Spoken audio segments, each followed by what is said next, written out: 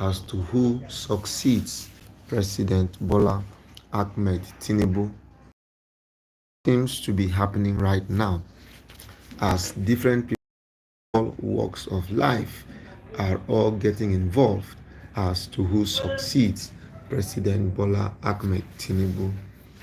But on the front burner of who succeed him is none other but President Peter Obi, who actually was the former governor of Anambra State and a flag bearer under Labour Party. For those who care to know and understand, Peter Obi is one man that nobody can actually underrate. You cannot underrate him because he came from a very humble background to now become a very powerful contender in the seat of the most powerful black nation here on earth.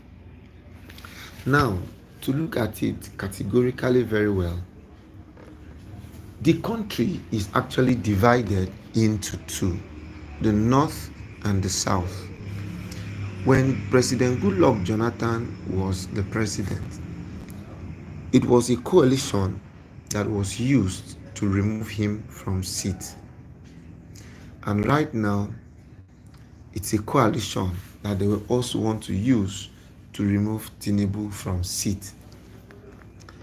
But the challenge is that for any coalition that must work, Peter Obi needs to be in the front line. Yes. Any coalition that negates Peter Obi being the president is going to negate the consequences of who becomes the president. Now, come to think of it, Peter Obi, as a matter of fact, has actually been able to permeate and enter so many of the northern elites. In fact, he has become the bride of everybody. Everybody right now seems to be associated or seems to be in love with Peter Obi. And that is because he is the only person that has been able to significantly remain strong and capable even in the times of difficulty. Now, all said and done, there are so many people who right now are craving for a coalition. But to look at it categorically very well, no coalition can work perfectly well if Obi is not given the ticket. It is actually a very difficult thing because when you look how things have become, Obi has actually been able to permeate the north and also still loved by the south. Now, for those who care to listen and understand, the country is divided into two equal parts, the north and the south.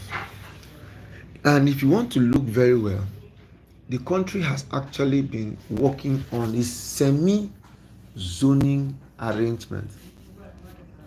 By semi-zoning arrangement, I mean the north rules and the south rules.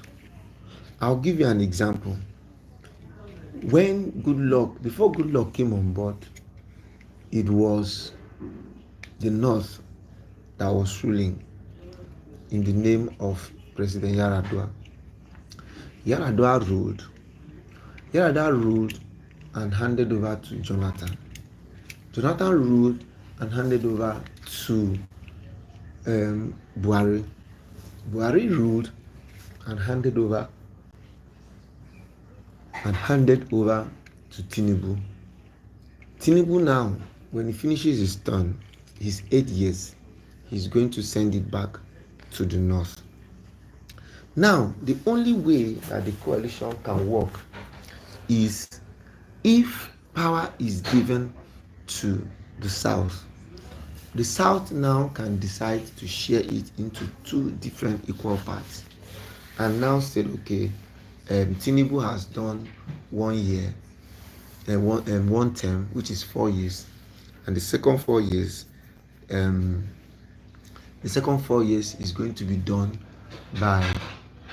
by Obi. Obi is actually the factor that can actually galvanize and make people to see things from a different level and different perspective. So for all those who still do not understand, Obi stands for the change that we really want to see. And if this change does not readily come, people will definitely begin to have different ulterior motives as to what is really going to happen. So it is pertinent to note that if this coalition must work, Obi should be brought as a major critical stakeholder. Anything minus that